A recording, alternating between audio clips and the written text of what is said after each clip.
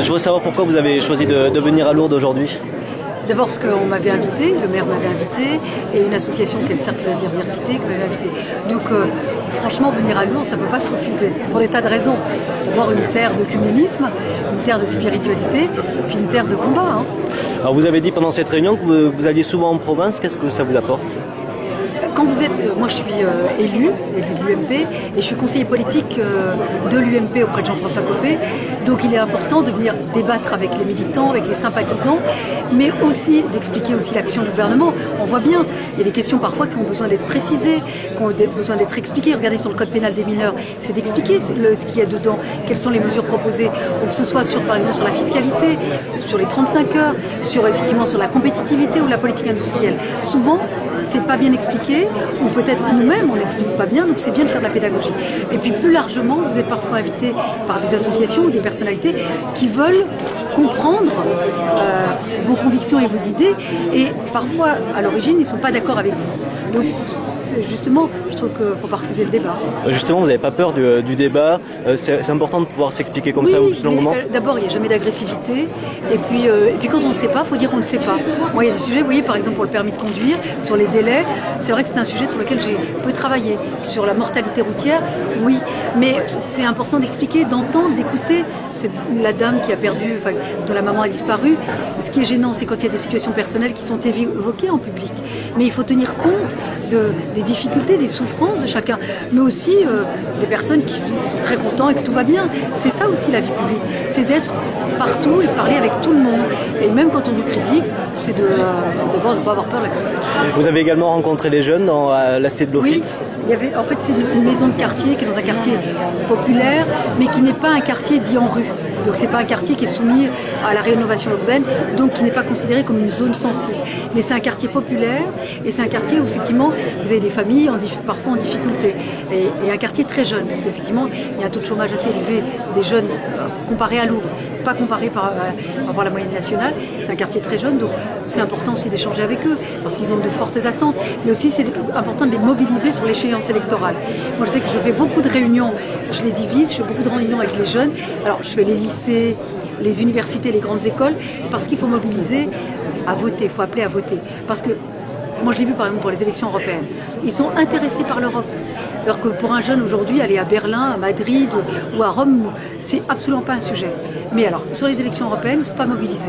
Alors que pour eux, l'Europe est une évidence. Donc c'est à nous de rappeler que leur avenir se joue aussi en Europe, et se joue aussi en Europe politiquement parlant. Justement, en dehors de la politique, comment vous avez trouvé la ville de Lourdes ? Je suis allée visiter les sanctuaires, incontournables. Alors c'est vrai qu'en plus, comme on n'était pas totalement seul, c'est des lieux de recueillement. Et la spiritualité, ça aide parfois, y compris dans la vie politique.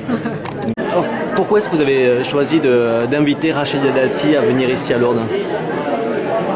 Parce que c'est une femme remarquable, c'est une femme qui tient la route, c'est une femme avec des positions qui me vont, et je trouve que c'est un symbole à la fois d'intégration, d'intelligence dans l'intégration, et un symbole tout court pour un pays comme le nôtre aujourd'hui, afin qu'il puisse affronter sa diversité dans les meilleures conditions possibles. Et je trouve que c'est un excellent exemple, à la fois pour les jeunes comme pour les autres. Effectivement, on parlait des jeunes, puisqu'elle est partie à la rencontre de ceux de Lofite, je crois.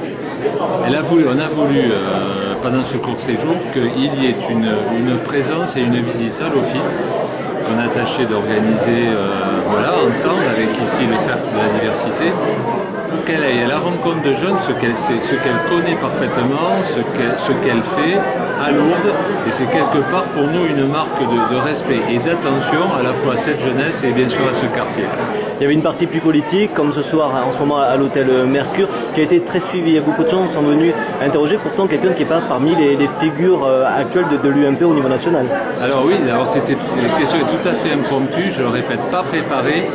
Et moi j'ai eu plaisir à l'écouter, à écouter la facilité avec laquelle elle donne des réponses, fût-ce sur des problèmes un peu sensibles comme la question qui a été évoquée à propos du duel Fillon-Dati. Et je trouve que c'était éclairant pour tous, pas simplement des militants de l'UMP qui étaient là, mais d'autres. Et je trouve que c'est très enrichissant pour l'avenir. Et on a trouvé aussi, enfin en tout cas j'ai trouvé Rachida Latif loin de l'image qu'on a un petit peu médiatique, c'est-à-dire plus technicienne et beaucoup plus profonde que l'image qu'on avait gardée. Oui, je suis absolument d'accord avec vous. Moi, je l'avais vu une fois à Mireille Dumas, dans l'émission de Mireille Dumas, et j'avais trouvé à la fois cette translucidité de la personne, sa capacité à se dévoiler et le faire de la manière la plus, à la fois la plus humble, mais aussi la plus déterminée, parce que je crois que c'est une femme déterminée, mais aussi qui a su garder les qualités de ses origines, les qualités aussi qu'elle a pu apprendre au travers d'une éducation qui a dû être rigoureuse, et d'exister dans un monde politique, ce qui n'est pas aujourd'hui encore pour une femme très aisé. D'autres personnalités vont-elles venir ces prochains mois? J'espère bien. Alors, il y a ce format auquel on tient, c'est un peu les rencontres de Lourdes autour de personnalités très éclectiques. Et j'espère bien retrouver ce public, ses amis, voire ses militants et autres, ici ou ailleurs, dès janvier ou février, peut-être après la visite de Frédéric Mitterrand à Lourdes et à Tarbes.